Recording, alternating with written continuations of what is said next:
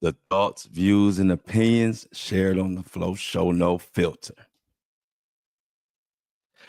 Let's go. The thoughts, views, and opinions shared on the Flow Show No Filter are for educational and entertainment purposes only. I am not a professional. I am just good.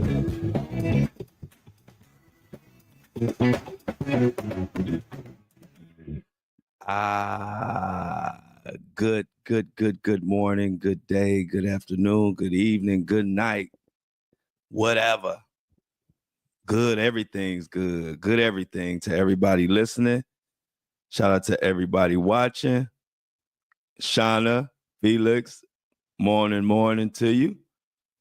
Got a lot to talk about today. If y'all don't know, we had the verdict of the year so far. It's the short year, it's 2025, but we have the verdict for ASAP Rocky's case came in. If you're living under a rock, you might not know. You might not know that he has been found not guilty. ASAP Rocky, the rapper, who is with everybody's favorite girl, Rihanna. Heck of a case. A lot of people were confident he would be found not guilty, but there were a lot of people who also thought he would be found guilty. So it was a lot of mixed reviews of the verdict. We're gonna get into that. Also, towards the end, I'm not gonna spend a lot of time on it, but Suge Knight has said some crazy mess about Ray J and Whitney Houston. Kingdom Fit. What's up, Jennifer? Everybody piling in a little late. You know, sometimes it's early morning. It's hard for everybody to get up at this time. But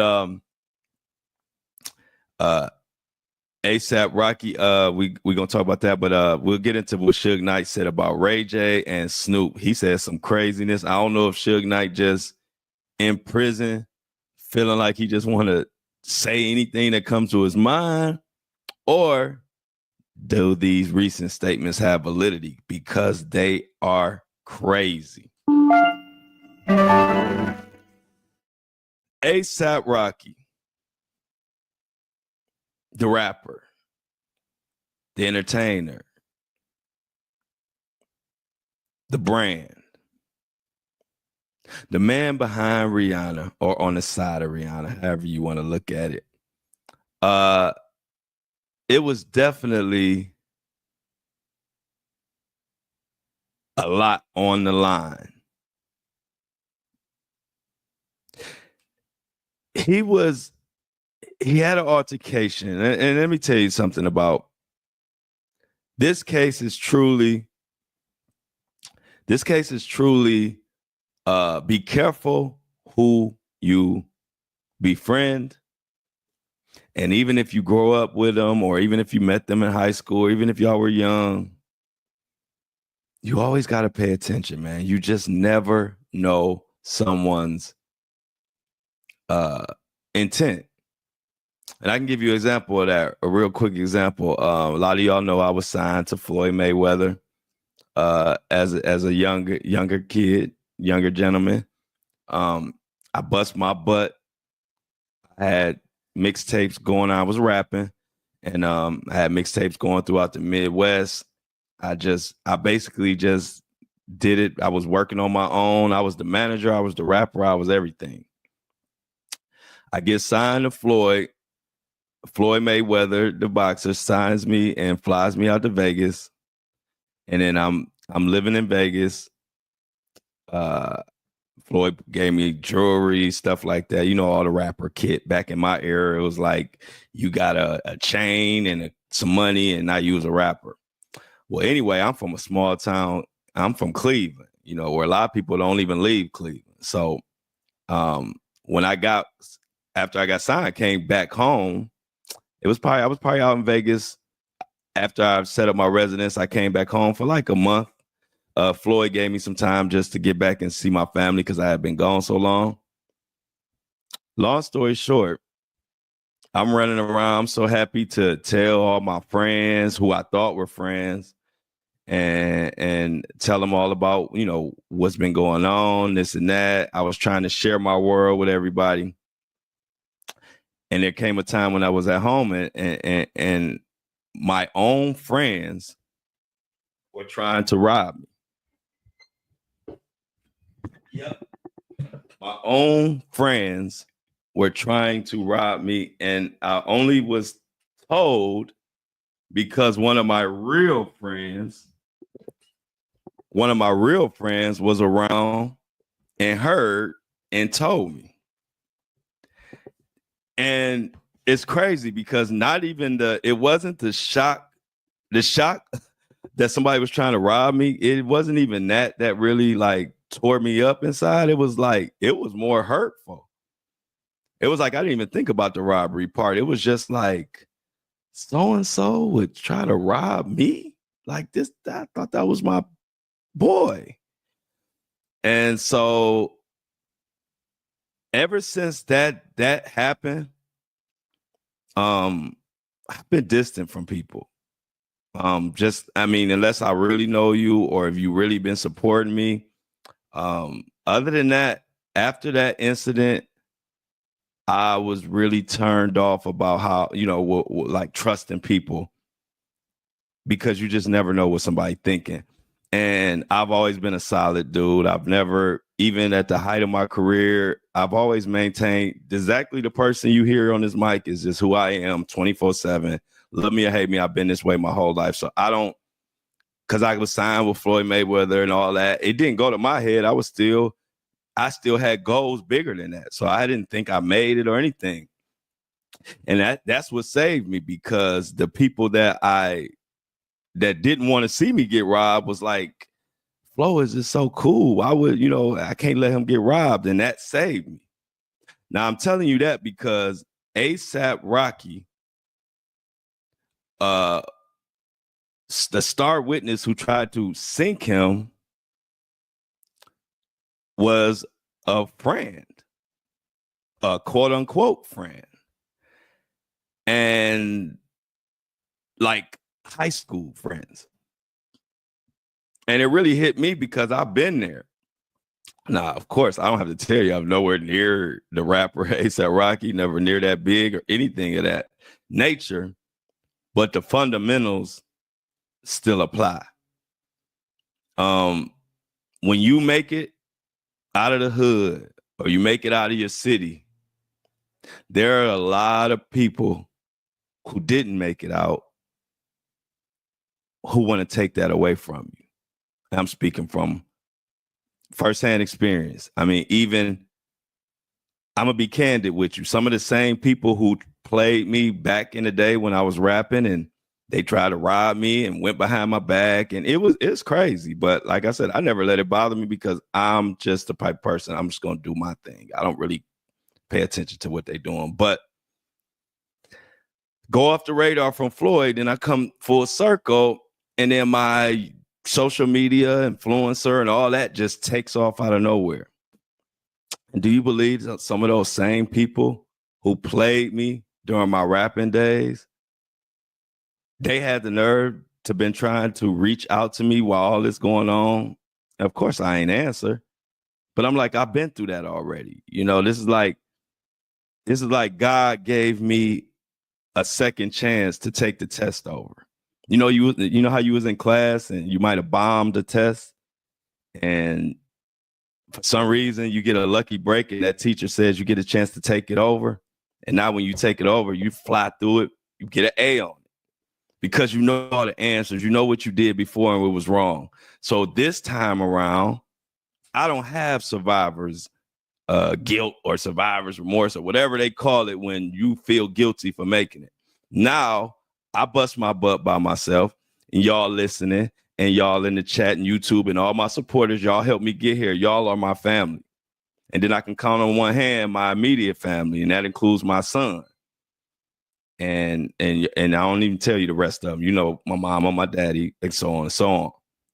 But you can't reach out to me now. Like I already learned that before. No, if you weren't talking to me during the grind, during the hard times. Don't call me when you see me on TMZ. Don't call me when you see millions and millions of views. I'm not answering the phone. And if you're listening to this podcast, then you obviously could co-sign and confirm that I'm not lying, because you probably listening to this podcast right now like, yeah, he didn't answer my call. I'm not doing that. And it's no hard feelings.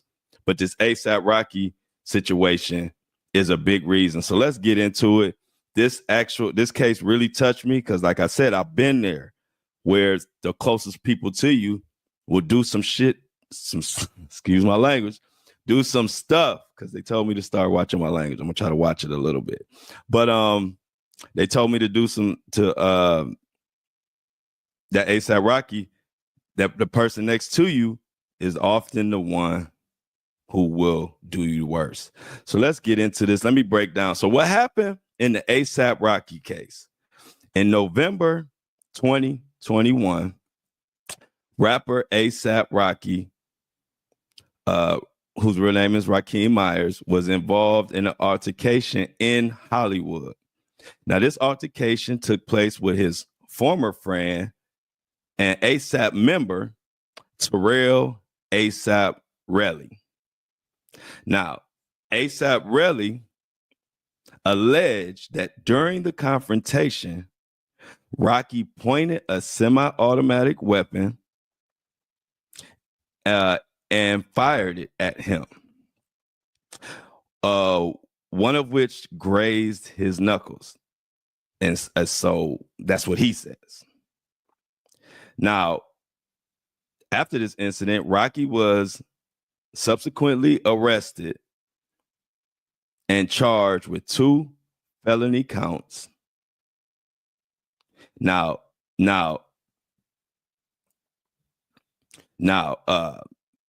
throughout the trial, of course, Rocky maintained his innocence, claiming that he acted in self-defense.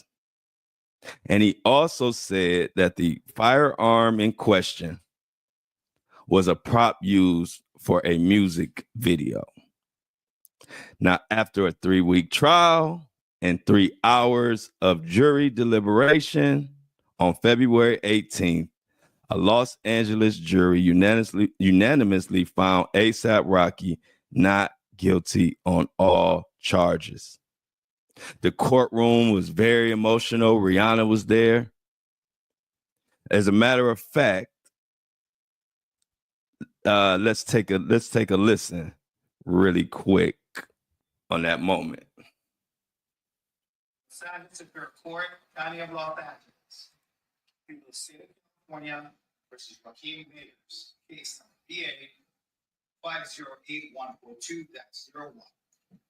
We, the jury, the above entitled action, find the defendant, Rakim Mayers, not guilty of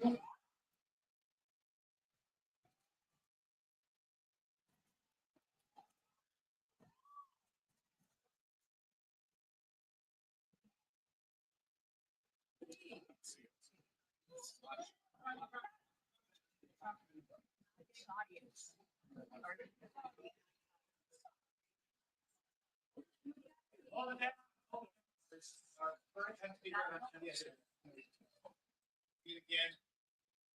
Above entitled action, find the defendant, Rakim Mayers, not guilty. Not guilty, not guilty, not guilty. It was a moment. He actually dove over I don't even know what you call it, the little court fence. I don't know what you call the little gate thing, but he was so happy he dove over that right into Rihanna's lap. And I can't blame him. Y'all, the ASAP Rocky was looking at 24 years if convicted. And to make that gamble even crazier is that they offered him, I put it up on here, so I have to make sure I give you the exact, I don't want to be off. Before the trial, prosecutors offered ASAP Rocky a plea deal that included 180 days, which is basically 6 months, in jail, 3 years probation, and other minor conditions in exchange for him pleading guilty to one of two of those charges. ASAP Rocky declined that offer, opting to proceed to trial, and you know the outcome. So and I'm gonna be honest with y'all, and I'm probably wrong, and there's probably people that'll disagree and whatever. I'm gonna just be honest. I would have took the plea. I would have been scared to go to trial with the way stuff goes in some of these cases. But shout out to ASAP Rocky for having the balls to do that, because if I'm gambling 24 years and they offering me 6 months, I might have to take the 6 months. But I'm glad he did what he did. Shout out to him, and much credit to him. I'm just being honest about me. I would have been like, you know what? Let me just take this for sure 6 months before they try to play me. So anyway, let's get into it a little bit. So what were some of the, well, I'll get to some of the jury. I have some comments from the jurors, actually. They actually shed some light on how they came to this decision. So I want to talk about that. But let's talk about how the altercation, like what went on, what happened, because a lot of people didn't really follow the trial too closely. They kind of saw the clips, but a lot of people don't even know what the heck was going on. So this is what happened. So the altercation between ASAP Rocky and ASAP Rocky was happened November 6, 2021. The two had arranged to meet near Selma and Vista Avenue, Delmar Avenues, to discuss like some financial issues. There were some money issues, situations where they were in disagreement, basically. Now, during this meeting, they got to arguing. And one thing led to another. And Rocky was accused of pointing a firearm at ASAP Rocky and firing shots. Now, Rocky's defense contended that the firearm was a prop intended for a music video, and that ASAP Rocky was the aggressor in the situation. Now, the jury ultimately sided with Rocky.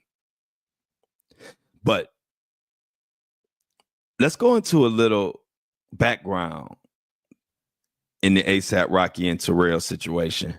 Now, ASAP Rocky and Terrell, they have been friends for a long time. They met in high school. And their early friendship, even ASAP Rocky said that they were like brothers. They saw each other every day. But according to ASAP Rocky, as Rocky gained fame, he became more distant, leading to feelings of abandonment among other ASAP mob members. Now, right there, let's stop right there. To me, even right there, he sounds like someone who is trying to sink someone because they're jealous of them. This right here strikes me as this guy is jealous of ASAP, and I know these type of people. If you know somebody and they are, let's say, a regular average person, let's say he said he knew him in high school, they were together before all this started, right? And then they become probably top, 2% in the world, 1%, 2%, 3% in the world at their craft. They become a global sensation, icon, all of that. I think it's going to be some distance. I think that's going to drive some distance between you guys. You can't, as much as people want to say it, you can't go from the regular person like everybody else and then blow up into a mega global superstar and think that person is not going to naturally have some type of distance from you. That's ludicrous. And so these statements right here already let me know this person has some jealousy and has some motive. Because at the end of the day, I don't care what went on. A$AP Rocky is a man, and A$AP Relly is a man. And if A$AP Rocky is distancing or you feeling distant, then go about your business, A$AP Relly. You got the same 24 hours in a day that A$AP Rocky do. See, the difference between a person like me and a person like A$AP Relly, you get distant on me, then I'm going to keep doing me. I'm not going to be running behind you crying, wondering why you distant or talking about I'm feeling abandonment. Like, come on. We all grown here. A$AP Rocky trying to start a wife, a family, a wife, a family. He trying to push his brand forward. He's trying to do whatever he got to do for his family, his kids, and his woman or wife and all of that. And you worrying about how much of a distance he's creating because now he's not the same as when we started. And like I said, I don't even care who don't agree because I've lived this, and this really strikes a nerve because I've seen this, I've experienced this type of stuff. So during the trial, there were some things in A$AP Relly's testimony and in his case that gave a lot of people cause to pause.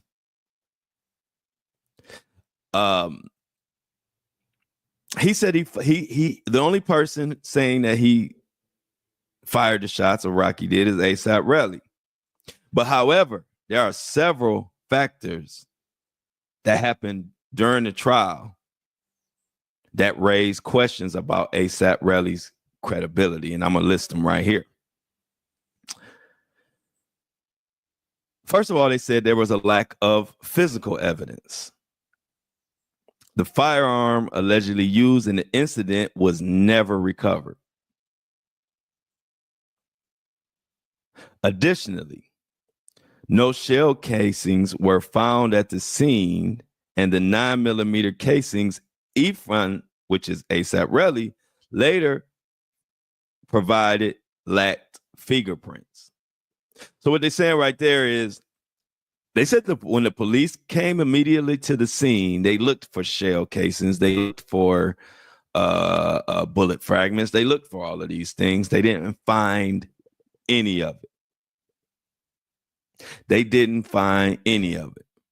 But guess who did find it? A$AP Relly or his girl or whatever story they came up with, they found casings. But these casings didn't have fingerprints. Let's go on. Next, the surveillance footage. While the surveillance footage captured the sound of shots being fired,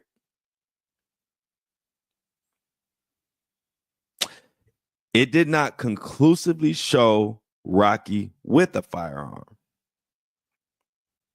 leading to doubts in the prosecution's narrative. Now, they had some blown up images that they saw something in the back pocket and certain things, but nothing was conclusive or nothing was clear. You got to remember, we talking about beyond a reasonable doubt to convict. And so the defense's argued that A$AP Relly fabricated the story for monetary gain. He was pissed. He felt ASAP Rocky owed him some money. And ASAP Rocky wasn't giving him the money he felt like he was owed. And so he came up with this story to try to sink ASAP Rocky. And basically, the defense called it an extortion attempt. And like I said, they said it was a prop gun. Now let's listen to what some of the jurors said about this situation. Here's a quote from one juror. Now, this is why, like I said, now I say all that. And the reason why I would have took the plea, because I still feel like ASAP Rocky should be counting his lucky stars, because you never know which way these things can go. And when you listen to what some of these jurors said, you really realize he was lucky, or he knows somebody that knows somebody. Not saying he did it, but we've seen people convicted with much less evidence. Let's just say that. So like I said, shout out to ASAP Rocky. I'm glad he had the heart to take it to full trial. I probably wouldn't have in this case, but he did that. Anyway, one juror says, we all felt that there was a crime committed. This is an exact quote from a juror. We all felt that there was a crime committed. Also, same juror says, I think most of us felt like the gun was real. In other words, the jury didn't really buy the propped gun situation. They didn't buy that. So also, some of the testimony did not sound accurate or truthful, but we just tried to stick with what was presented and stick to the instructions that were given. This juror did believe that ASAP really felt his life was in danger. These are strong statements from the jury. Like, after you read these statements, you're like, wow, well, how did he get? I'm glad, good thing he was found not guilty, but based on what they're saying, it was close. This juror also goes on to say, I hope that in the future, Mr. Myers, which is ASAP Rocky, really thinks about his actions before he is upset with someone, because he does have a lot to lose. He's lucky at this point we don't have enough evidence to hand down a conviction. Now, to me, it sounds like this thing was closer than I thought it would have been, and much closer than most people thought it would be. So that's what you hear that from the juror. And it's like, you know what? He was lucky. And one thing that people are throwing around, and I'm not an expert on the Tory Lanez and Megan Thee Stallion case. I wasn't following cases at that time, not hard. I wasn't even doing like celebrity cases. I was more focused on like local cases. So when the Meg and Tory situation was going on, I'll be the first one to tell you, I'm not an expert on that case. I didn't do any deep dives or anything. But one thing I do see, and I just pose this question to you all, some of y'all may have followed the Meg and Tory case closely and could probably speak on this. But one thing that I'm seeing all over my timeline, and it's just like I said, I don't know, but many people are saying in that same courtroom, allegedly this was the same courtroom that Tory was in, many people are saying they did have evidence showing that ASAP had a firearm. And they're wondering, how did ASAP Rocky, how did he get a not guilty verdict? And people feel like there was way less evidence in the Tory Lanez case, and then he was found guilty. And they are pointing to the fact that it's just coincidence that ASAP Rocky is a Roc Nation artist and Tory Lanez is fully independent. Now, like I said, I didn't follow the Megan Tory case like closely, so I can't speak on it. I just thought it's kind of strange. It's kind of funny. I've literally seen that all over my Twitter, all over my Instagram. And I'm like, wow, I didn't see that coming. I never even thought about the Tory and Meg case during this ASAP Rocky thing. I didn't even know it was in the same courtroom. So I don't know. That's just something for y'all to think about or to look into, see if y'all see it on y'all timelines. But there are a lot of people that are bringing up that Tory case. So we definitely, like I said, shout out to ASAP Rocky and Rihanna. I'm sure they celebrated and are happy to be back in their regular life, I should say. Because you looking at 24 years and you standing there and you waiting for them to say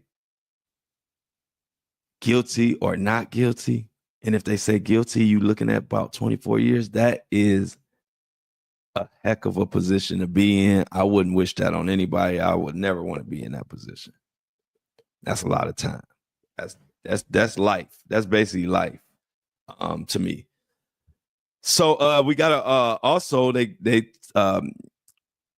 Rihanna spoke out. She dropped some Rihanna dropped some social media thing, praising God, thanking everybody. I mean, thanking God. A lot of people say it came down to Tory. Felix says it came down to ASAP Rocky's bank account versus Tory Lanez's bank account. Another listener or viewer, Amy Mayfield, says Rihanna also knew her star power, and her bringing the children in the courtroom was very strategic. Great point. Great point.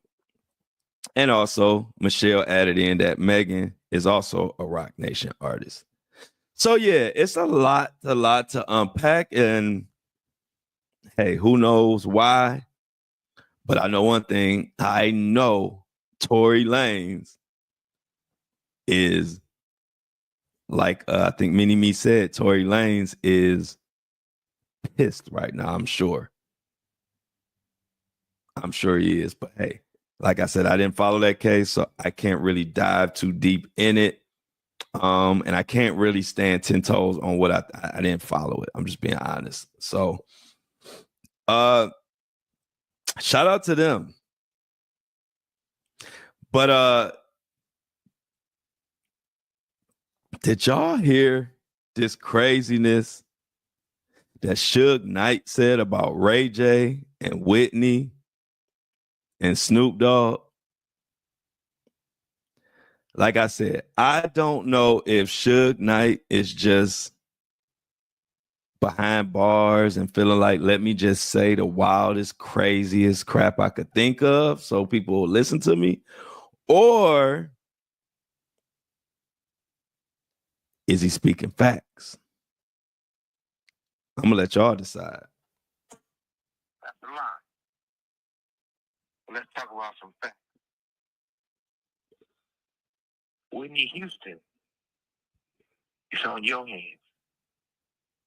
I remember the conversation when she thought her life was in the toilet.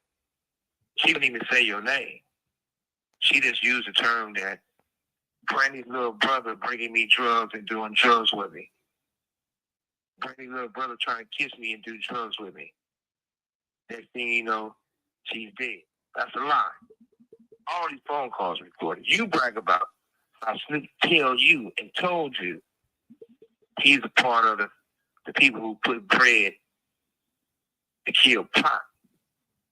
That's why I say don't mention Tupac's name in none of your interviews. You fuck with the motherfucker Snoop who said he had something to do with it. So Snoop was involved in killing all these phone calls recorded. You brag about how Snoop tell you an all-time artist. You was involved in killing female folk. So if you couldn't hear it clearly, it's that jail phone stuff is a little hard to hear, but I'm gonna tell you. So basically, Suge Knight is claiming that Ray J was involved in Whitney Houston's death, and also that Snoop Dogg was also involved in Tupac's death. So let's break that down for a second. Let's get into it. Y'all know, if y'all been following these cases, or the Whitney story or Tupac's death, you've heard some of this stuff. I'm sure you guys have heard the many people saying Ray J has something to do with Whitney. I don't know, but I have been one of the people asking out loud when Ray J's trying to talk about all this Diddy stuff and all this, I don't know who. 1 minute sound like he's standing up for Diddy. Next minute sound like he taking a dump on Diddy and the rest of the Hollywood. So I don't really know. I don't even know how to take Ray J.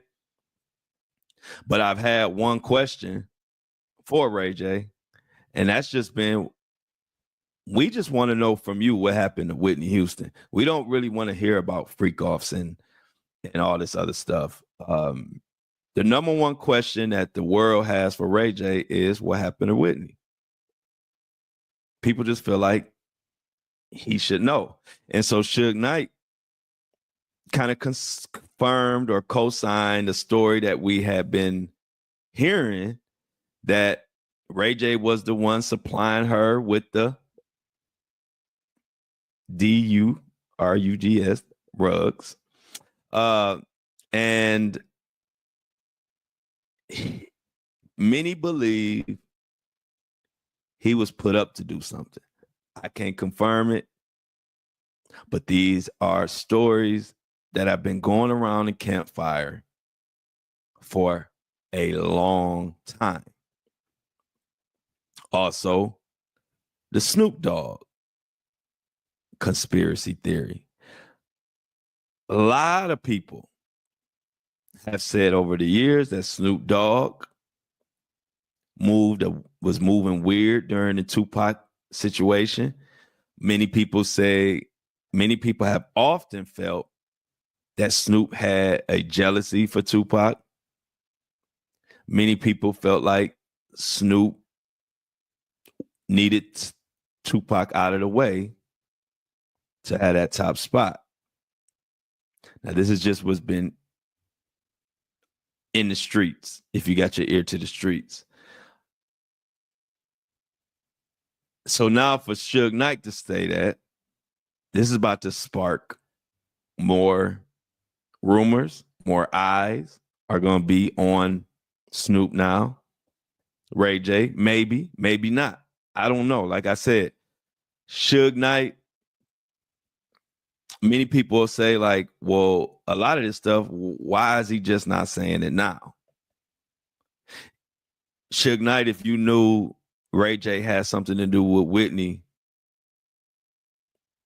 you gonna just wait till now to say it? This is what people are asking.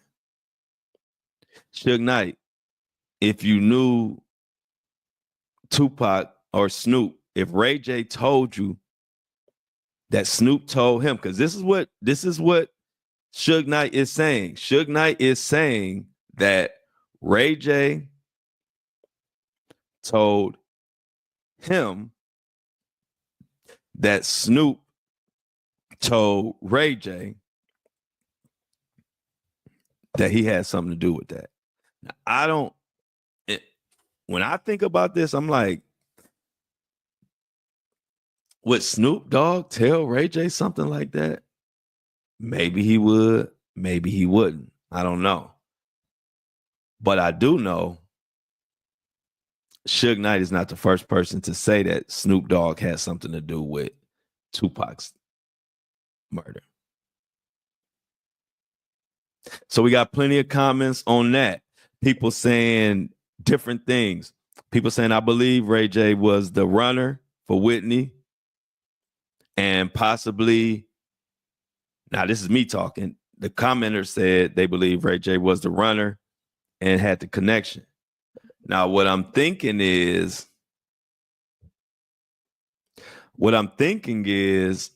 yeah, I think I will, Mini-Me. I'll do a deep dive on that. Hold on. Let me go back up and put this comment up here. I can't find it. But yeah, I will do a deep dive on that, Mini-Me. This is a possibility. Maybe Ray J didn't. Now, I don't know. It could have been intentional or not intentional. But I've seen cases where somebody is running and giving somebody, bad medicine. And once they give them that bad medicine, that person, they don't give it to the bad medicine on purpose. But once they take that bad medicine, you know what I'm talking about. Next thing you know, this person is dead. And so now they're like, well, I could be conspiracy for killing this person. So we need to make this thing look like it was an accident. That could have happened. It could have been an intentional thing sent down from Clive, the big bad wolf. A lot of people feel like Clive had reasons or motive.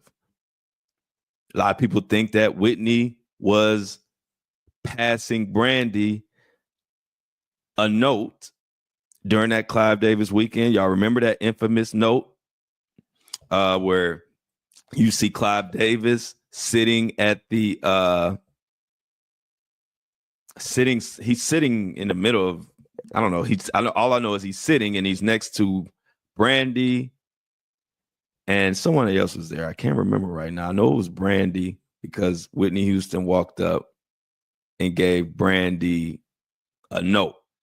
And to this day, Brandy says she will never expose what was on that note. But a lot of people were trying to say that Whitney was trying to warn Brandy or warn people that either she was in danger or just something wasn't right. And a lot of people feel like she was about to expose something and they took care of her. I don't know. But I agree with Mini-Me. I think at this point, especially with Suge Knight saying this, it is time to go ahead and do that deep dive on Whitney. I've been wanting to do it. I think this is the time to do it. So be looking out for that. I definitely will be doing a deep dive on that situation. Breaking that down and seeing with all this new evidence and new people speaking out and apparently everybody talking these days. The new thing is to talk, and I don't know if that's necessarily a bad thing because there's a lot of garbage being put out, but amongst that garbage, there are some gems being put out. And people who didn't have a voice before are getting a voice now. So definitely, I will be looking into that situation with Whitney and Ray J and all of that. And also, I might do a Snoop deep dive, Snoop and the Tupac thing. I don't know. So many people have ran that Tupac story into the mud. I don't even know if it's worth it, but I may do it. Also, there are many people who believe there's another lawsuit on the horizon. I'm not gonna get into it today, but I prelude it, give you a prelude. It's this TDE essay lawsuit. And I don't know if this is something strategic. Now, TDE, that's Kendrick Lamar's people, his label or whatever that he works with. And if you know, a serious lawsuit came, and a lot of people was like, is Drake behind this? Is this Get Back? Well, that lawsuit is progressing. And let's listen to this breakdown, and then I'll take it from here. The whole time it was going on, Kendrick Lamar based his whole beef with Drake around Drake being a PDF file, and the whole time it was going on in his inner circle. A lawsuit has been filed against TDE Entertainment executives, including this guy, claiming that they provided drugs and alcohol to underage girls and then essayed them. Screenshots were included in the lawsuit showing text messages about sexual things being exchanged between these girls and TDE executives. Now, the lawsuit was filed anonymous by fans and other people connected to TDE. Also, in TDE's response to the allegations, they claimed that this was a shakedown for money and attention. They said that these ladies just wanted their 10 minutes of fame. But throughout the whole response, they did not deny the allegations. Controversy. Now, I'm watching this closely. I initially thought this was something that Drake was behind or some type of stunt, but you never know. So, I pay attention to it all. After the situation with Drake, and we all know what happened with Drake, then Not Like Us pretty much put him in the dirt. He's suing his label, UMG.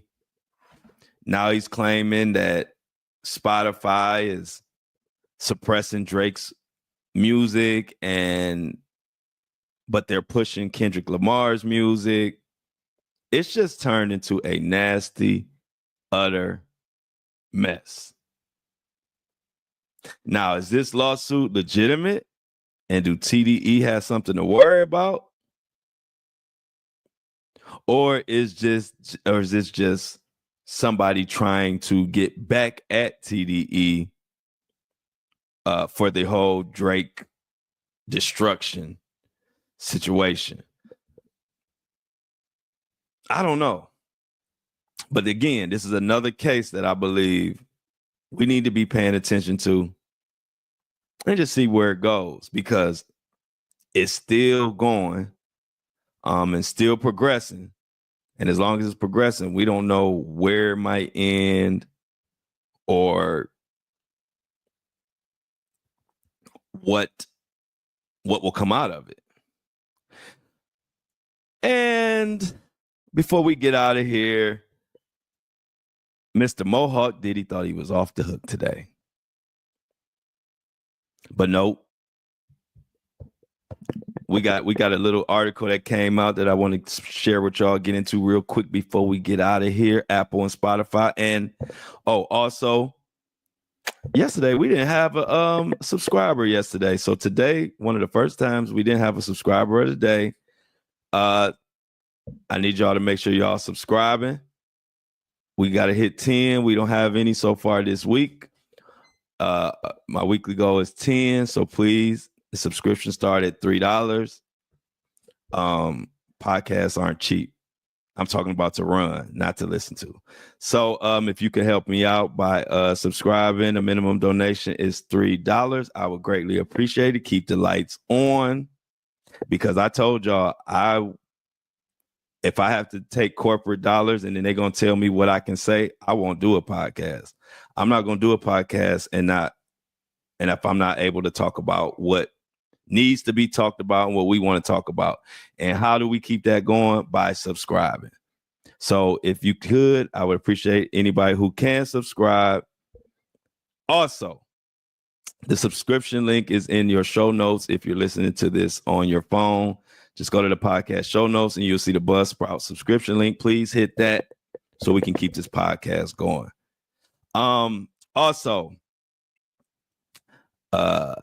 always feel free to join us live for the Flow Show No Filter live at 7:30 a.m. Eastern Standard Time, or catch us on the lunch show at noon Eastern Standard Time.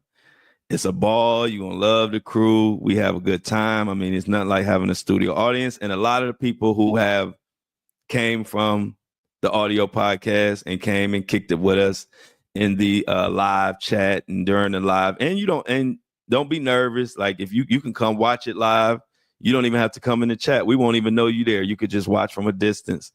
But everybody who comes to the show and watches it live enjoys the live broadcast. So you all are more than welcome to come. Now, before we get out of here, did y'all see this article? This is by Scarlett O'Toole. This is about your boy, the Diddy Monster. And the headline reads, P. Diddy branded as a quote-unquote predator by his ex-assistant who alleges rapper did whatever he wanted. This is from one of his workers, has just spoke out, and they did a piece on him. And he quotes, his name is Pines, and he worked for Diddy from 2019 and 2021. We talked about him before, and he was one of the ones who helped organize the wild parties. He says, and I quote, he got me. It was a circus. He did whatever he wanted, and we were just disposable. He further claimed that he was a pred and basically took advantage of men and women. And he also said he has an innate ability to make you feel comfortable, to make you do things for him you would never do. Now, Pines also recalled an alleged incident in which Diddy grabbed him by the shoulders at a party and asked him to have relations with a guest who was on the couch. Pines claimed the musician had been drinking at the party, and so he took a shot with them, and next thing he know, he's getting summoned in by Diddy to do the unthinkable. He alleged this was the time, we didn't go into detail. I brought this up before from the Fall of Diddy documentary, but we didn't go into detail about the fact that he alleged that Diddy said, prove your loyalty to me, King. And then that's when Pines claimed that Diddy grabbed him by the shoulders and massaged him and told him to do what he wanted him to do. He said he felt like it was something like a coach telling the player to get in the game. He said Combs handed him a rubber and pushed him to the young lady on the couch. He said it felt like it was all just a game to Diddy. And he felt like it was just all entertainment. Now, after he threw him on the girl, he said the girl gave him consent. And I'm talking about the assistant was given consent. And Pines did what he did. Of course, Diddy said this is not true. And so does the legal team. But I actually think that this Pines guy, there's a a big chance that he's going to show up in this Fed case. He is going to show up on the witness stand. Now, when we look at this Enterprise letter that's supposed to come out next month, I won't be surprised if we see this guy's name, because he worked with Diddy in like the recent era, in recent times. And when you're an assistant, I don't care if you're an assistant for 1 month. When you're an assistant for somebody like Diddy, you learn and you see a lot. But he was an assistant for almost 2 years, I believe. And so I brought up that because it's funny that they're making, you got to watch how the media will tell on itself if you pay attention. Fall of Diddy was a while ago. Why are they putting out this new article with this guy? We're almost in March. We're a couple of weeks away from March. I believe this because they know he's part of it. And they said in this Enterprise letter, there's going to be a lot of people listed, people that worked with Diddy, for Diddy, worked with Diddy, helped him do these things. And everybody who was involved said that they are willing to testify against Diddy. So I just brought that up to make sure y'all paying attention and look out for that letter, an Enterprise letter coming out on Diddy next month, March. The dates have been getting so messed up, y'all, but the dates that I heard, March 7th, March 17th, those are the 2 dates I'm hearing. So pay attention to those dates. When I get a solid date, which I'm thinking March 17th is the more solid date, but when I have a solid date, I will let you know. So let's see. We got to make sure I got everything on here. If you have a problem with your subscription, as far as seeing some content, some phones act funny, or somebody can't, sometimes people can't figure it out, please email support@buzzsprout.com, and they will take great care of you. They're a great company. I love them. We are going to stay here on YouTube live. I'm gonna kick it with y'all, get y'all reactions from the ASAP Rocky case and Suge Knight and whatever. We're going to talk about all kind of stuff. But for now, my lovely and beautiful and outstanding Apple, Spotify podcast listeners, we're going to get out of here. I will definitely see, or not see y'all, but y'all will hear me tomorrow.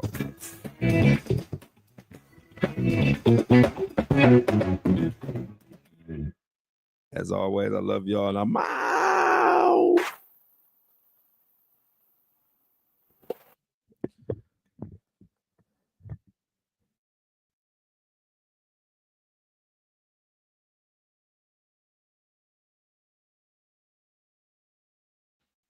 I'm gonna kick it with y'all again today. What's up? All right, y'all. What's up? I like that. Anybody heard from Foxworth Bentley? Let me get y'all reactions on the ASAP Rocky trial while I get ready to take care of our Apple and Spotify. Y'all know the routine. I get done with the live show. I got to upload it to Apple and Spotify, but I'm going to kick it with y'all while we doing that. Where my people at? Yeah, is Clive still alive? I started at 7:30, Jennifer. I start at 7:30 Eastern Standard Time every day.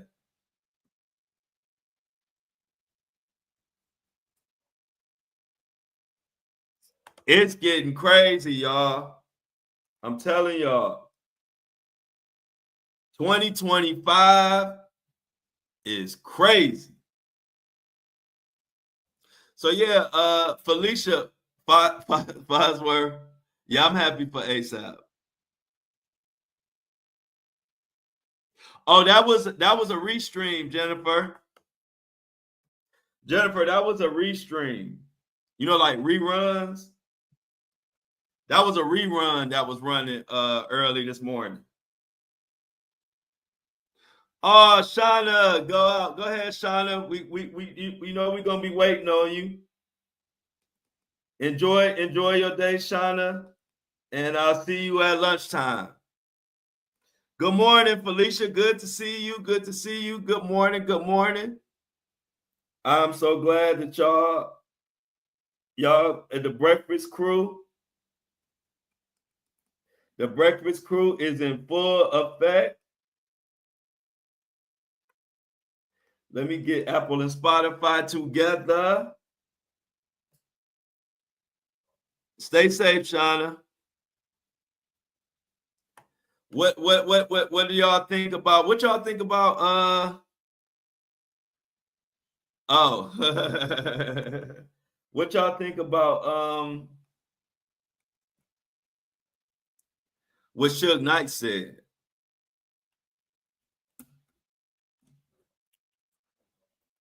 Y'all think people about to start talking about that Whitney and Ray J stuff again?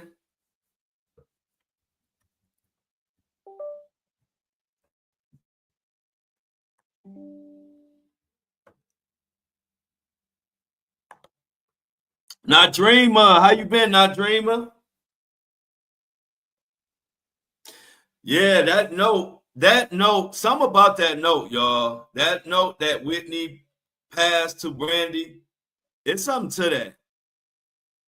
It's something to that. I'm about to load this. I'm about to give y'all our theme song, and I'm about to load this real quick. Load this to.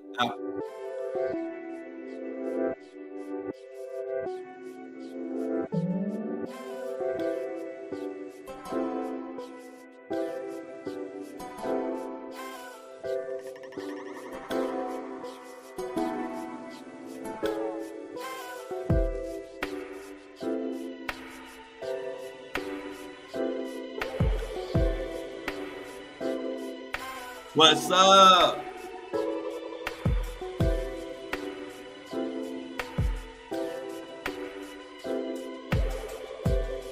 Always. What's up, Sybil? Sybil, I'm glad you joined the Breakfast Crew. We are growing. I love to see y'all. Amy, Michelle, Lauren, Felix. Y'all know Nadreema in the building, Jennifer. If I missed you, say something because I ain't see your comment. Mini Me always in the building. I appreciate you.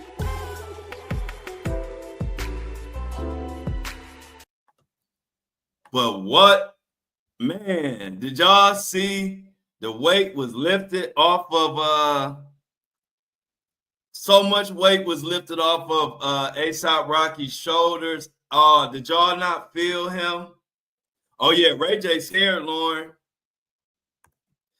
Ray J scared. Suge Knight, like, you know what? I'm tired of being the only one in prison. Suge Knight, like, I'm tired of being the only one in prison. He trying to sink the rest of the guys. Yeah, he was the supplier for sure. I think two things, y'all. I think it's two options. I'm gonna give y'all what my two options are. It's possible that it was intentional and Ray J got paid money to do what he did. I don't know. I'm just throwing scenarios out there, right? But also I could see a scenario that Ray J gave her some bad pills. He didn't intentionally do it, and then she passed away from that. And if he would have told the truth, they would have locked him up. They would have not only locked him up, but it would have locked up whoever he was getting it from. And so if that happens, you would rather say or make it seem like it was an accident and it was all on Whitney. I'm just throwing out theories. But to me, that seems, I can see that happening. I definitely feel like Ray J was the supplier. I could see him being the one to go get her stuff that she need. I mean, he a Cali person. I don't know, you know. It's just sad, man. Oh, I didn't know that. Nice news. Mini me. Hey, y'all. one thing about Mini Me, she gonna make sure that we all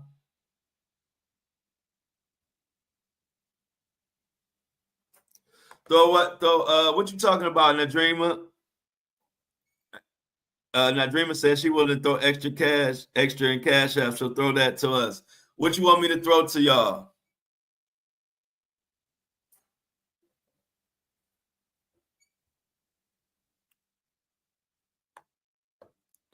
What you talking about, Nadrima? Go. Oh yeah, I'm glad Mini Me you brought that up. I wanted to definitely talk about that at lunch, but we could talk about that a little bit now. Are you talking about Mini Me? Are you talking about when Ray J said? When Usher said that when they asked him, "Has he ever been kissed?" When did he have his first kiss? And he was like, "Are you talking about a kiss that I wanted or something like that?" And basically, he was implying that he had been kissed by someone and he didn't want to be kissed. Is that what you're talking about, Mini Me? Oh, I need to put that on my you know what? That's a good idea, Jennifer, because I need to put that on my thing. Y'all know I'll be slipping. I gotta put my let me see if I can do it on here. Oh yeah, okay. Let me do this right now. I have to put that in my ticker thing. Boom, boom, boom, boom, boom.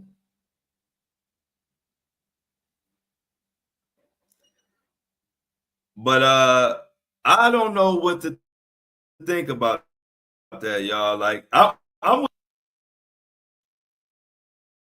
if Ray J did it on purpose. I'm not saying he didn't. I'm just saying there's so many scenarios, and every scenario he in it somewhere in my mind. He knows something. He definitely knows something. I'm trying to find the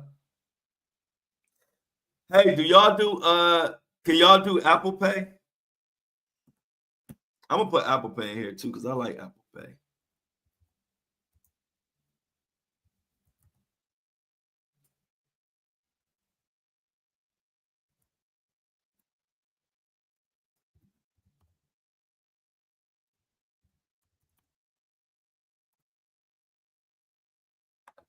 I gotta do the Cash App, but yeah, I definitely it's foul.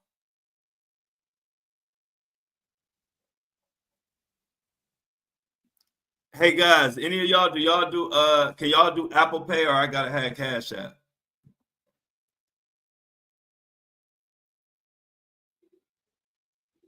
Because I'm trying to find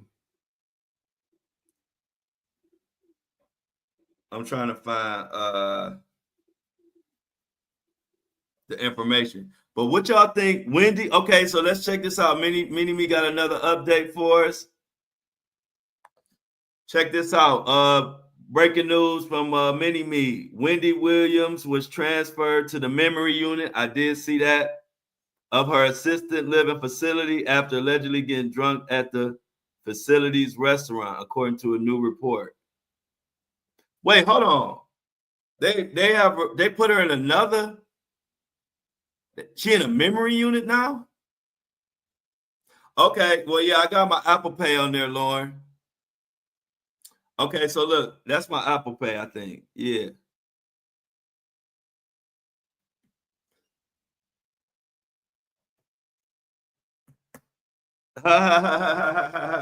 Amy said she could Amy said she could mail a check. Remember checks back in the day? Remember you used to write a check? Remember you write a check and you'll go to the grocery store and they would run the check through a machine and all that type of stuff. People don't even do checks no more, do they? Do they do checks still? Very old school. Yeah, I'm old school right with you. I mean, I get with a little of the new school because I got to get with them on certain stuff, but I don't know. Yeah. I know it's a lot of people that still use checks. You go to the grocery store and they be like pulling out their pocketbook and they write out the check.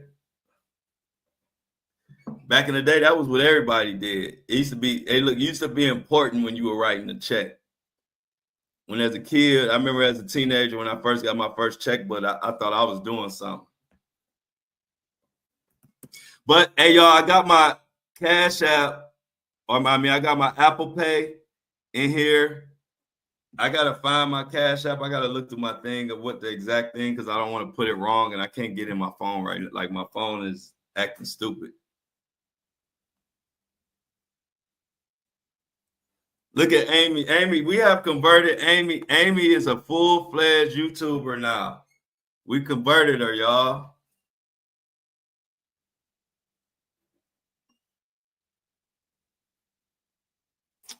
Okay, so yeah, I'm gonna get Cash App. So I'm gonna do Cash App and Apple Pay. I put my Cash App in the thing.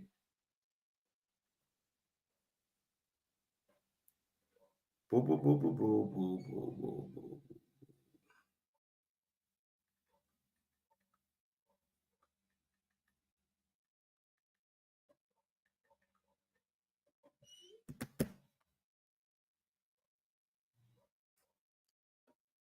Yeah, get Amy. Everybody got to get Amy together. What Mini Me, what else happened? We got the Usher thing, y'all. Did y'all see that? We didn't get to really talk about that, but Usher basically was doing an interview and he said somebody kissed him that he didn't want to kiss him. And he didn't go into detail though.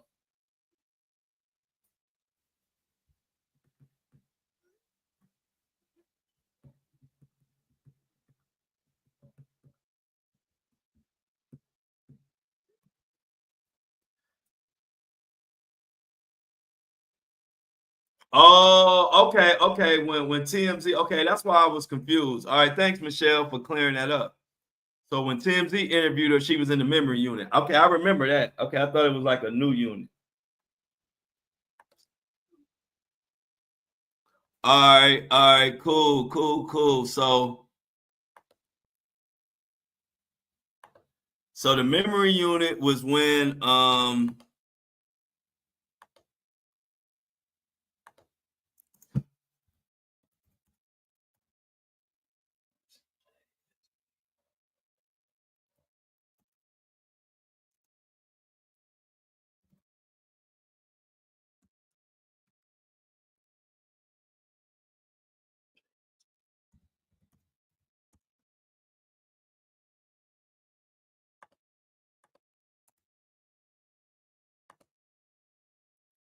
we got it. All right, y'all, we all set. Y'all get me together. That's what I told y'all. Y'all be having me right. I got my Apple Pay up there now. I got my Cash App on there now. Y'all want to give me some lunch so I can have a good lunch? If I don't get nothing in my Cash App or my Apple Pay, I'm gonna get some McDonald's. But if y'all give me some Apple Pay and Cash App, I'm gonna get Cheesecake Factory. So we shall see what I'm gonna eat for lunch today. Let's see if y'all gonna look out for me. I got my Cash App and my Apple Pay up there. What y'all gonna do for your boy Flo? Am I gonna eat ramen noodles or Benihana today? We'll see. But anyway, that Usher thing is something that we're gonna talk about at lunchtime for sure. Also, I can't say enough that I'm happy for ASAP Rocky. I've been there, man. And when you are a trailblazer and you know, you get beautiful people like y'all that support, but it's funny that the people that are closer to you as far as can reach out and touch you, they do you so dirty. And so I feel that, y'all. So I've been there.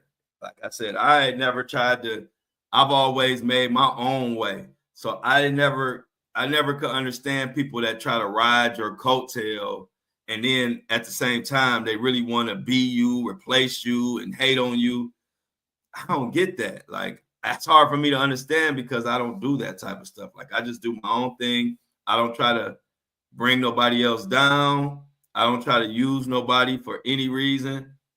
So it's hard for me to see it coming. So I just got to the point where I just stay away from people in general. I just stay away from them unless it's somebody who supporting my journey from the beginning. Like I said, my son, people like that. But outside of that,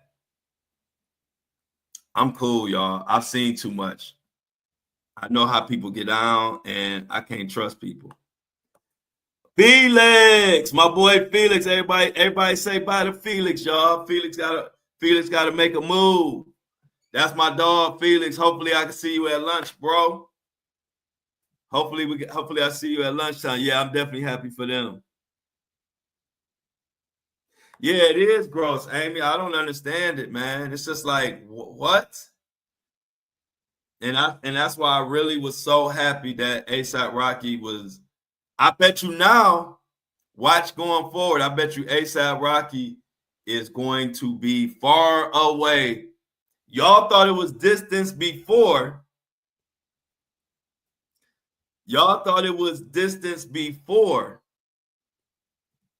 Wait until y'all see the distance that ASAP Rocky gonna put between him and a lot of them guys now. ASAP Rocky is going to be far away from ASAP Rocky and anybody else. As a matter of fact, through one of the YouTube bloggers, I think his name's Seti Nash, he said ASAP Rocky is supposed to be going to jail, going to jail or something, or being arrested or something in New Jersey for a whole separate reason. Now, I don't know what that reason is, but that's what the guy Seti Nash said, and he's been covering this ASAP Rocky thing closely. So I don't know. Look out for that. But ASAP Rocky supposed to be going to jail or something in Jersey for whatever reason. ASAP in Barbados. So also ASAP Rocky is in Barbados now, y'all. Are you serious, Mini Me, that Rihanna and Rocky are making a gospel album? Is that serious, or are you being funny? I would definitely shoot, I definitely would. I would too, though. If I was them, I would definitely make a gospel album.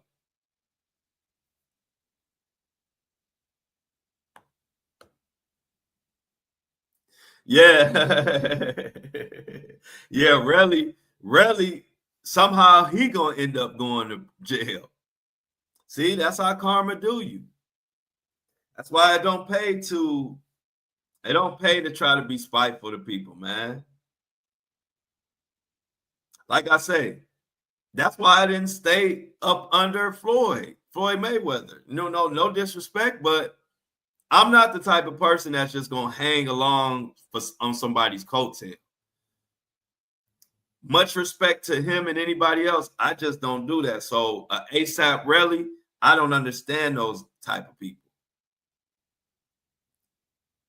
Like, you mad at this man? Go put the work in.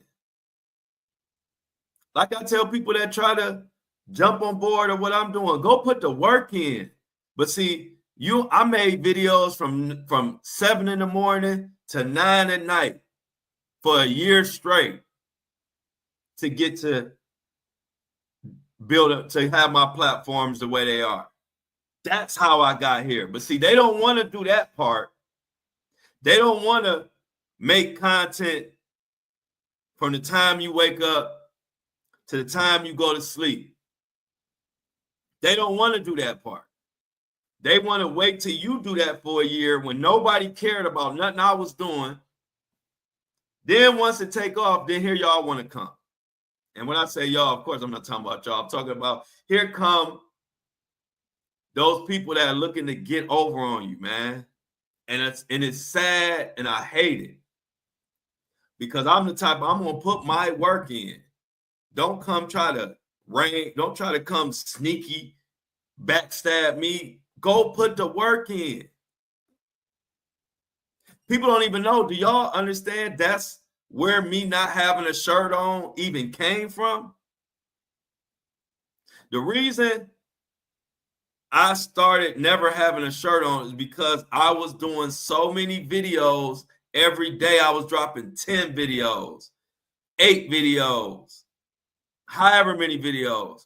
And I'm at home, and most of the time at home, I don't have a shirt on. So I got so tired of putting a shirt on, doing a video, taking the shirt off. Then when I could do another video, I got to put the shirt back on, do the video, take the shirt off again. Changing a shirt on and off like 10 to 12 times a day is annoying. So I got to the point where I said, either I'm not going to be doing all these videos, or I'm just going to have to do them the way I am, because taking on and off a shirt 12 times a day is not going to happen. So I ditched the shirt. So me not wearing the shirt people don't even know what it really represents is hard freaking work. It represents that I did so many videos a day for a year straight that taking on and off a shirt was not even possible. And so that's where the no shirt even came from. A lot of people don't even know that. It's because I was making so many videos and working so hard, putting on and taking off a shirt on and off, that just wasn't happening. And so I just stuck with it. I said, okay, now I can just turn on, make videos, whatever in the state that I'm in, boom. And once I did that, stuff started really going, because I took that annoying part out of it. It's like, why I gotta have a shirt on? Everybody seen shoulders before.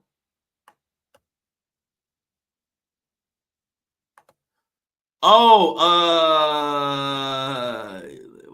I know you're covering him. Yeah. Did you see about Myrtle Beach? I saw someone told me that he sold the church and was liquidating. We talking about J.P. Miller. If y'all don't remember, Amy talking about the case. It was Micah Miller. Micah Miller was a female who was married to a pastor. Micah Miller died it was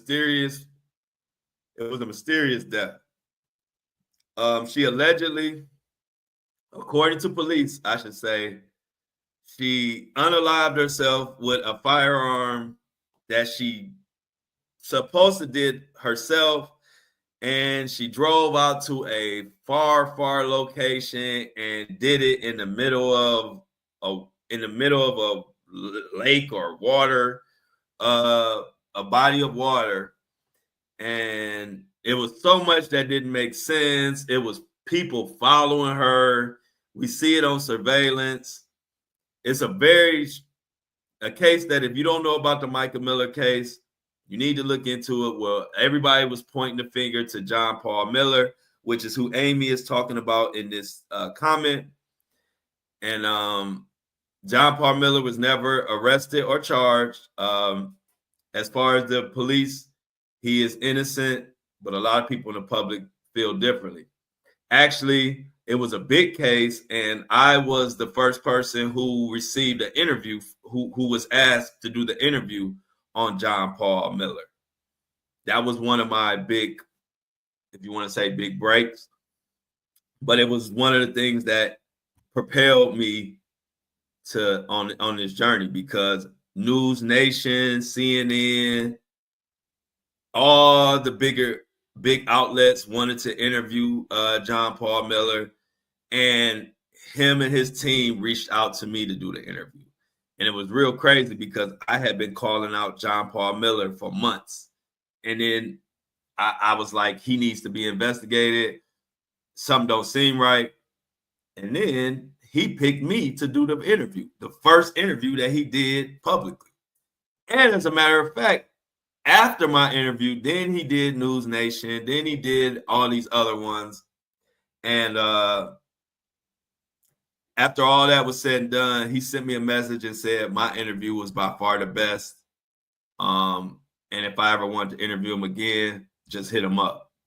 So if I do have anything breaking in that case, or if people hit me up and say they want to hear, what the hell going on with John Paul Miller, or what is he doing, or y'all want to ask questions, that interview is always available if we ever want to take advantage of it. Oh, okay. So you found me on the Michael Miller. Yeah, that was one of my, I would say, the cases that made me, because it's always the work in between that pays dividends. But along that journey, when you do journalism or you cover stories, there are cases that stand out from the rest that kind of bring your following. So Rasheem Carter was the first case. That was a black man who was unalived in Mississippi, or Taylorsville. It was around, Taylorsville. That was the first case that people started knowing me from. Then there was the Riley Strain case. Then there was Micah Miller case. And last but not least, the Diddy case. Those cases, Rasheem Carter, Riley Strain, Micah Miller, and Diddy, those 4 cases are the major 4 cases that made me who I am. And a lot of the people who follow me, a lot of them follow me from one of those cases. Shout out to Rasheem Carter. That was probably the most horrific case that I did. Rasheem Carter was working in Mississippi near Taylorsville, and he didn't have a ride home from work. He actually lived a few hours away, but he actually was staying at a motel, which was maybe 30 minutes from the job site that he was on. And Rasheem Carter didn't have a ride, so he was walking home or trying to get to his motel. He called his mom and he said there were white men and white trucks that were following him. And he said if something happened to him, then his boss did it, all type of stuff. And then Rasheem Carter was later found, body all just dismembered. He was nothing but bones. And to this day, nobody has been held accountable for it. And the case had died. And this is at the beginning of my journey of doing what I do. The case had died. Nobody was talking about it. I got my hands on the case, and I single-handedly, and anybody in the TikTok world will tell you that I single-handedly brought back the Rasheem Carter case and made everybody start talking about it again, and people start marching. A lot of progress was made. However, at the end of the day, still nobody was convicted or found to be guilty of it. So that was that case will always be near and dear to my heart, but it was the first case.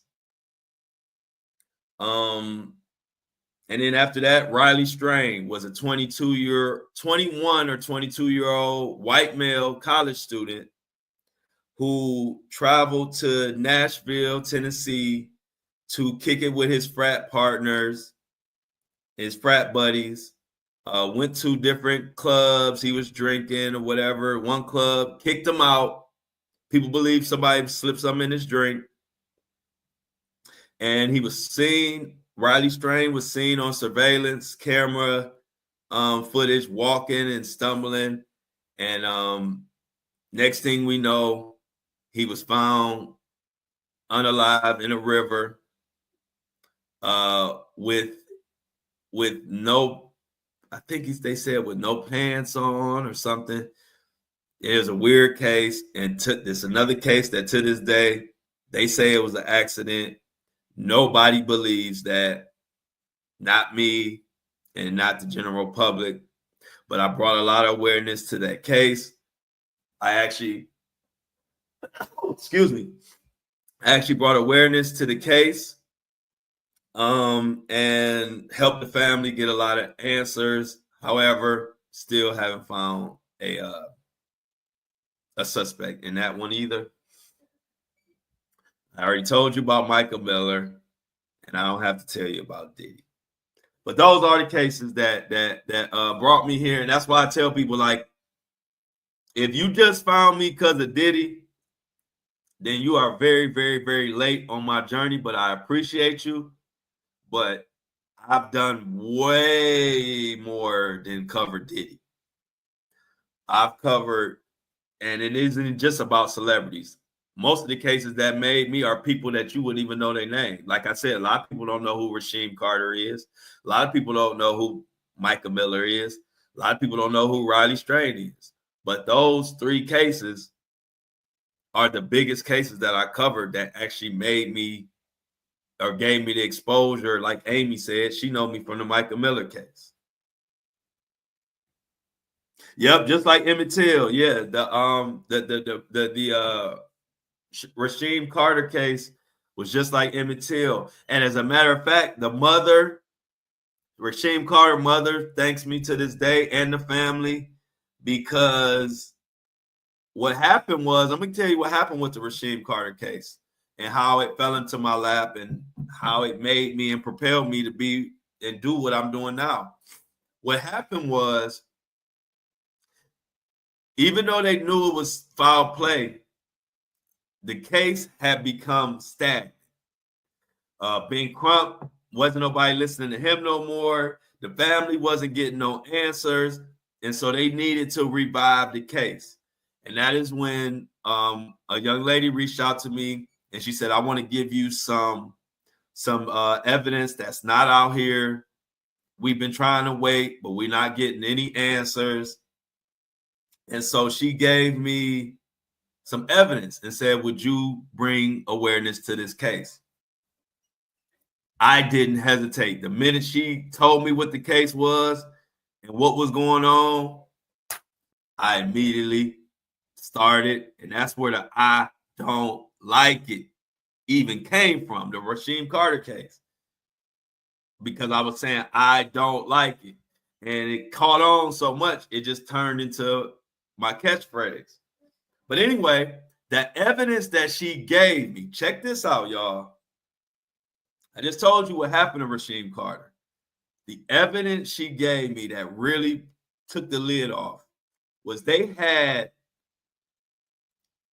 video footage of a classroom, of kids in the classroom, saying that the kids were telling, he was standing in front of the class, and he was telling, he didn't know he was being recorded. He told the class members, hey, y'all, my dad found my dad has Rasheem Carter's body parts were at my house, and a pig, they fed them to the pigs or to the hogs.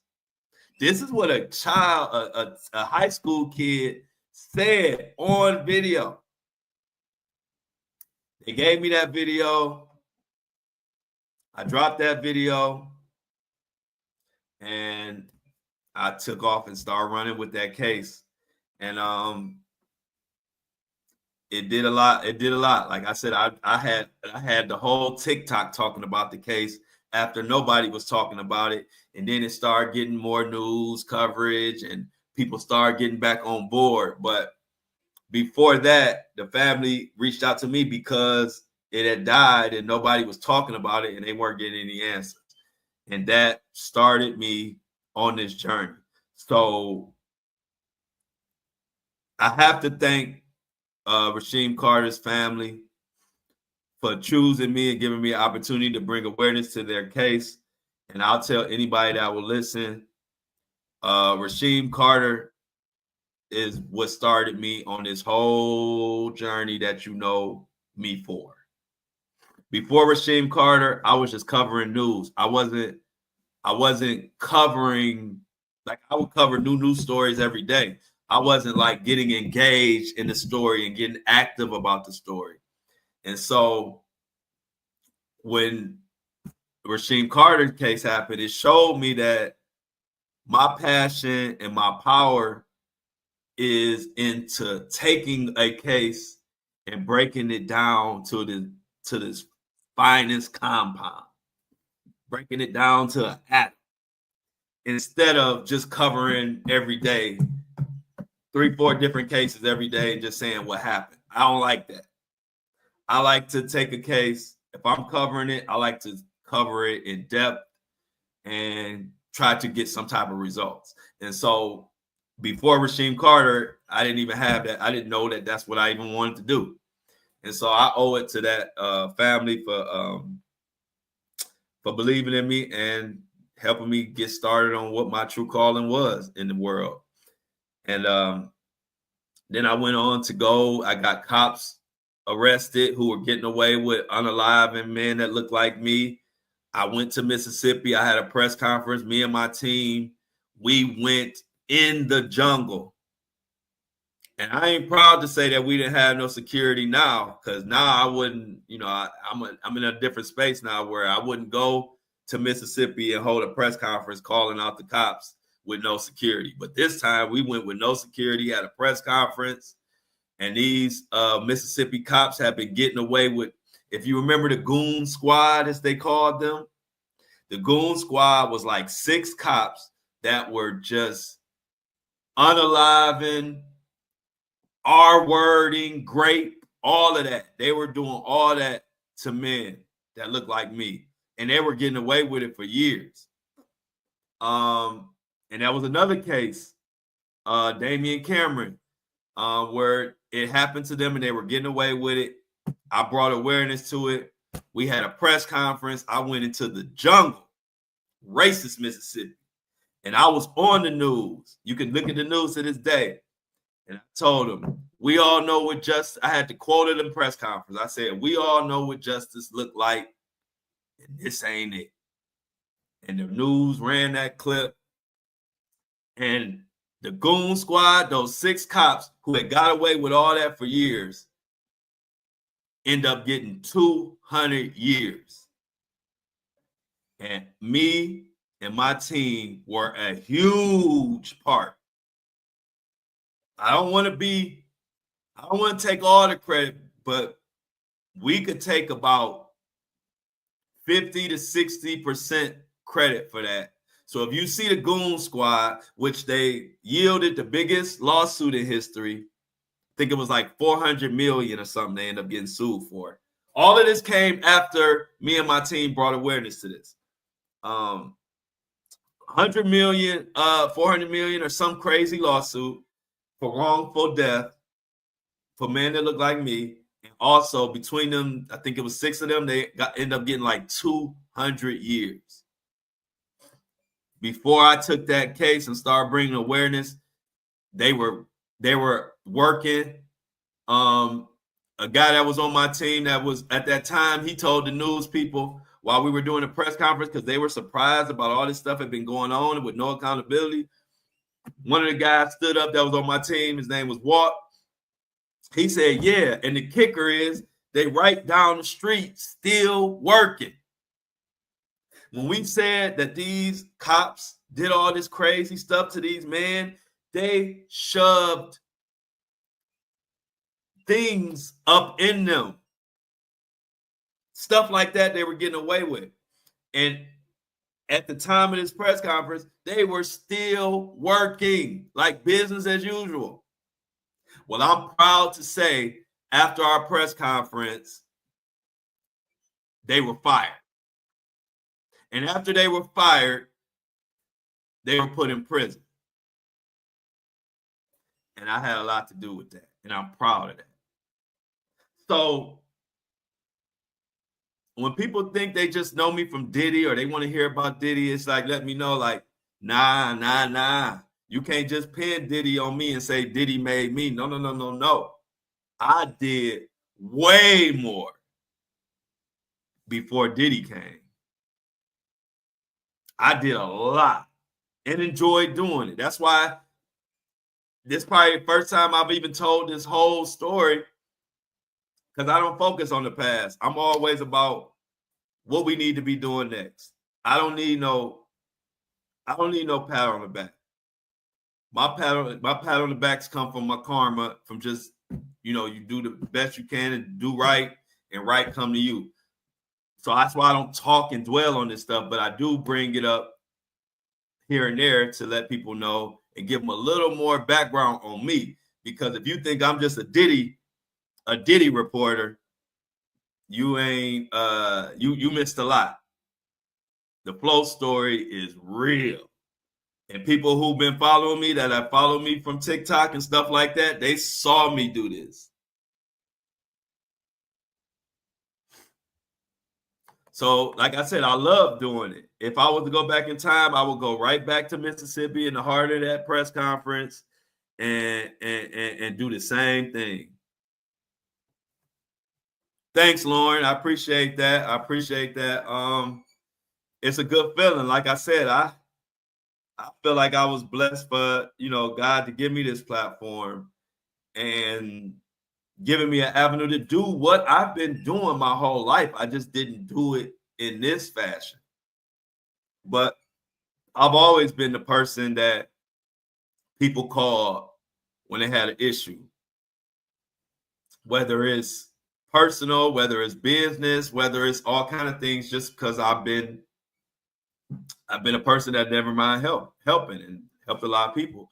But I like to do it. And so that's why doing what I do now is very comfortable for me, because I've always stood up for people. I've always stood up for family members, friends, my sister, whatever, like whatever. I've always been the one you could call if you got a problem. I'm definitely, if you one of my friends or somebody that's near and dear to me, I got your back. 100%.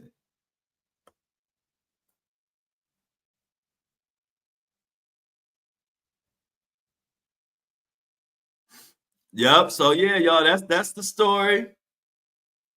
That's the story of how all this came to be. And like I said, that's why I worked so hard. That's why I appreciate everything so much. I appreciate y'all. I appreciate all my Facebook and Instagram followers and everybody, because I worked so damn hard. I don't see how people can be conceited or shallow. When you work hard, when you work so hard, it ain't nothing to be conceited about. Like, I think hard work is the most humbling thing ever. Like, how can I act funny?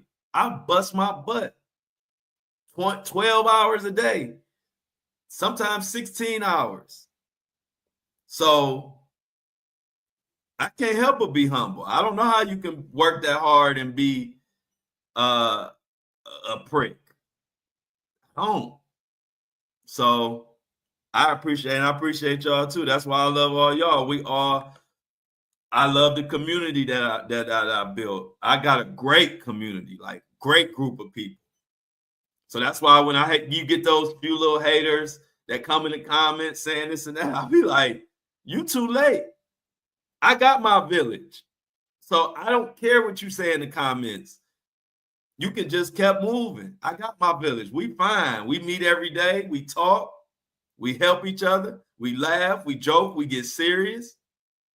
That's the people I care about. I'm not worried about some stranger in the comments who I don't know from a can of paint.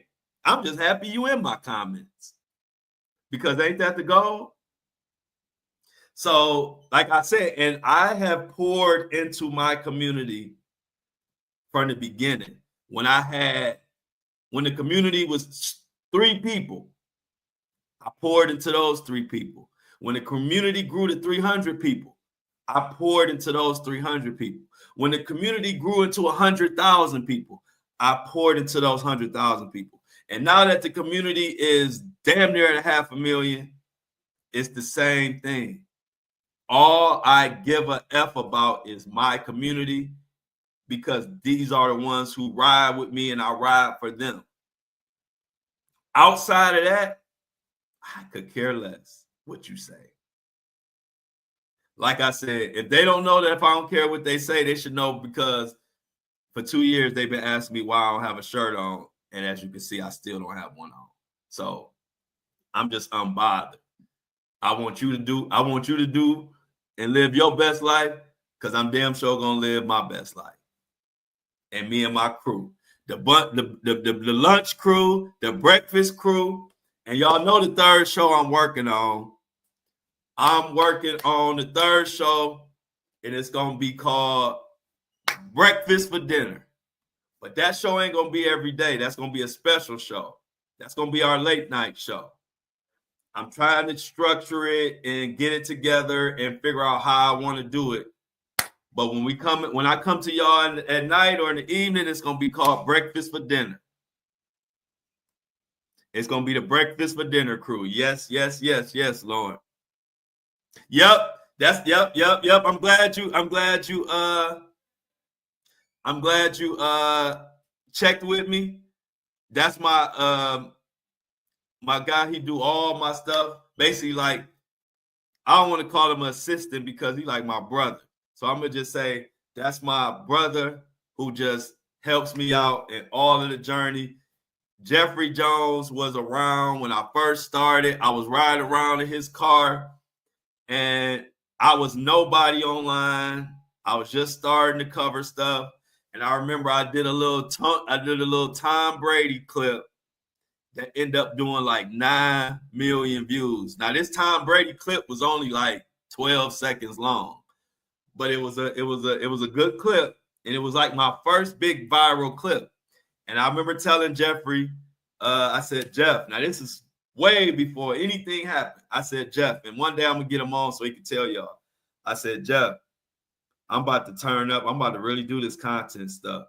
I was like, now this is my first little big viral video, this little Tom Brady clip. But watch, in a minute, I'm about to turn this up. I didn't know it was going to happen the way it happened, to be honest. I just believed in what I was doing. And so Jeff was riding with me then. And to see things now, Jeff is the one who could tell you, and he will co-sign that when nobody knew anything about Flo was a complete nobody online. I told him I was going to figure out this content creating and work my way to the top of this thing. And I did. But I'm glad, Michelle, thanks for checking, because you always got to check before you send money. Always got to check. So y'all will meet everybody in the breakfast. I mean, in the breakfast crew, y'all will meet Jeff. Jeff is a great guy. And as I continue to blow up and grow up and glow up, Jeff will be the guy that y'all going to see more and more of, because he is the guy I trust. I trust Jeff with everything. And he's just a good old school good dude. It's like old school. When you meet somebody who just solid and just a good person, it's like old school. Back in the day, it was all like, I feel like it was a lot of cool, good people. Now, you gotta be very, like, when you run across good people, a good person, you got to cherish them. Because it ain't like back in the day. That's just my thoughts. Yeah, the Breakfast for Dinner crew. I'm working on that, Lauren.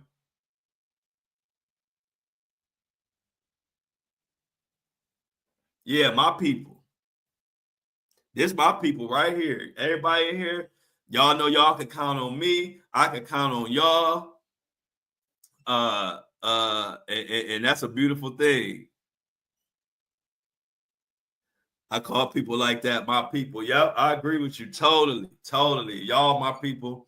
And he said, tell Greg to turn his camera on. Y'all tell him. I'll co-sign with y'all, but y'all can tell him. He's shy, but y'all tell him, and I'll co-sign y'all. We're gonna make Greg turn his camera on. So y'all bring it up at lunchtime, and when y'all bring it up, I'm gonna hype it up too. I'm be like, yeah, man, turn your camera on, man. The whole chat wants your camera on, man. And on top of that, Greg, the type of person, he got to get 2 haircuts a week. So he stay ready for the camera. Y'all know me. I'm gonna come on here. I am. Y'all might see me out looking good. Y'all might see me with the rag tied on. I don't give a dang. Exactly. Hey, look, he gonna get that honey. We want to see him drink that honey. Yeah, no excuse for G Money.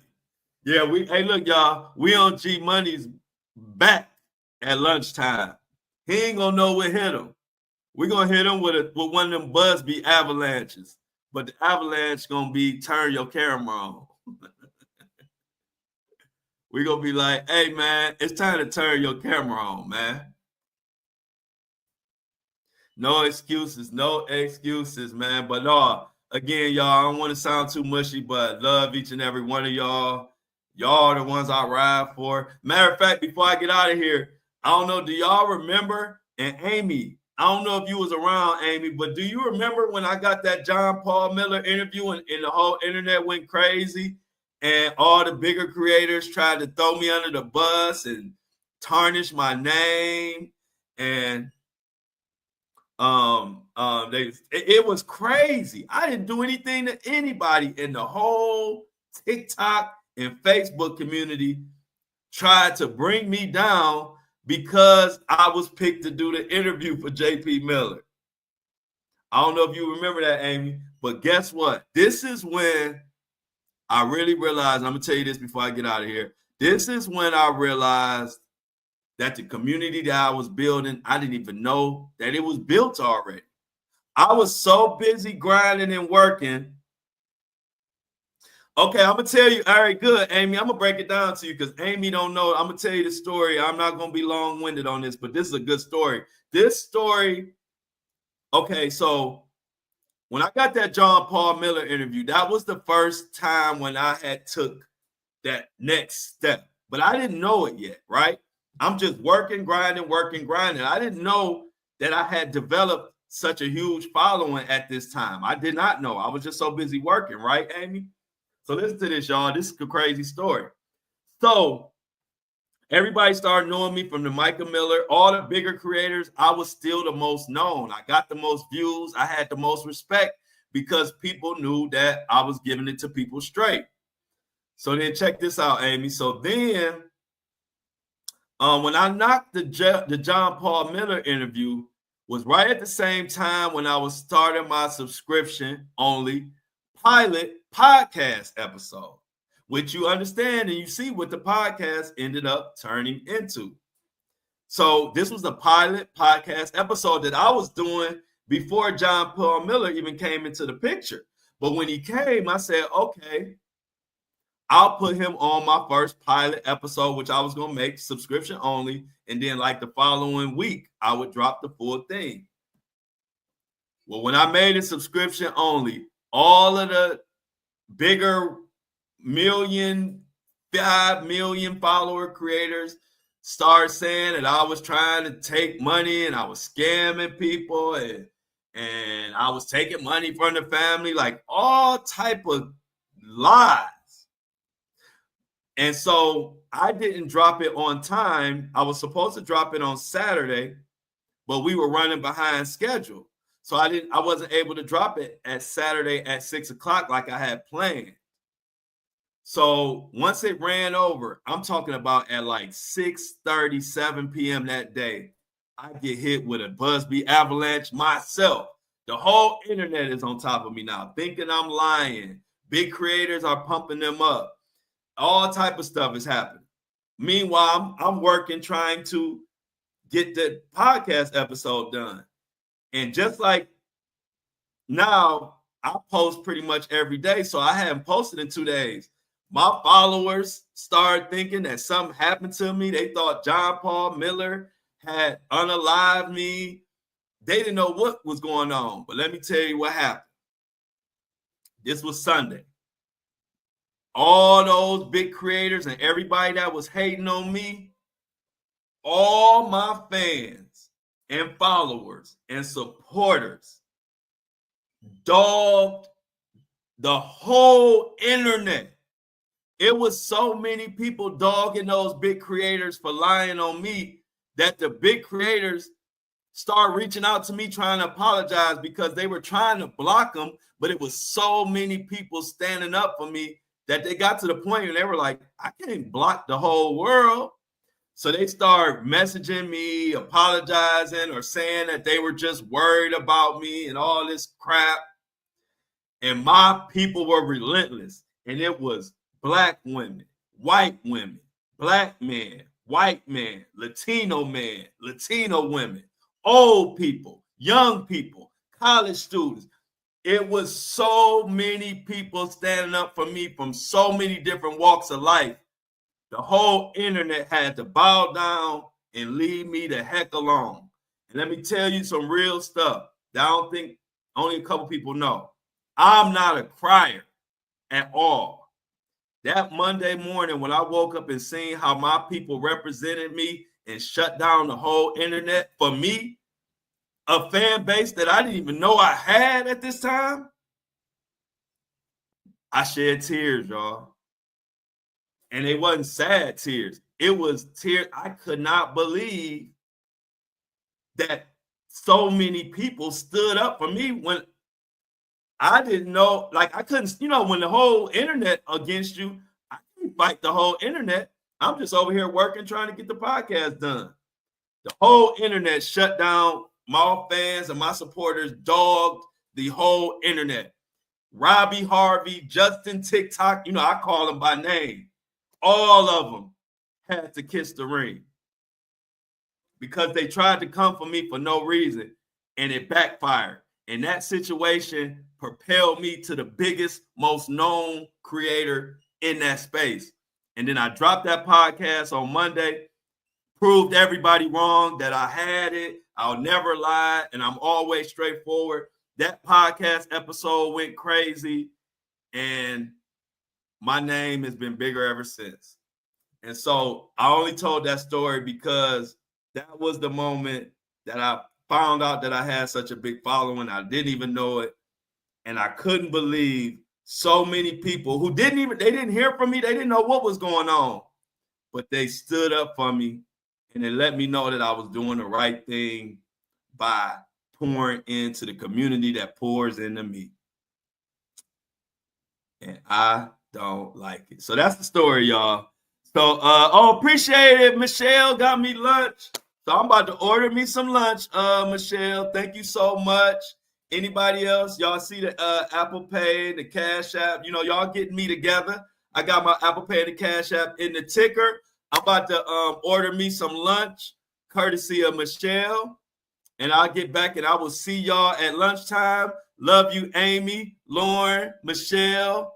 I don't want to miss anybody if you're still in here. If I don't see you saying nothing, that's the only reason why I missed you. But anybody else, we about to get up out of here. Yeah, he definitely played on her mental health issues, Amy, for sure. And another time, Amy, we could talk more about that case because it's a lot that I could tell you about that case that a lot of people don't know. So love you too, Lauren. I will see y'all at lunch. Hit the Cash App or the Apple Pay if you feel it in your heart. But courtesy of Michelle, I'm about to order me some Cheesecake Factory. We out and like the live. Yeah, and I forgot to tell everybody to like the live earlier. Everybody like the live, share the live. Go in the comments, not the chat, but after the live is posted, please come back and leave some comments on this video outside of the chat. Like, you know what I mean? Like when it posts, come back to this post and go in y'all know the comment section. Go in there and leave some comments. It helps push it out. We about to leave on our. I appreciate everybody. Coming up at lunch, we're going to tell Greg to turn his camera on. I appreciate that, Lauren, and I definitely see your comments that you be leaving. See y'all at lunch. See y'all at lunch. See y'all at lunch. We out. We out.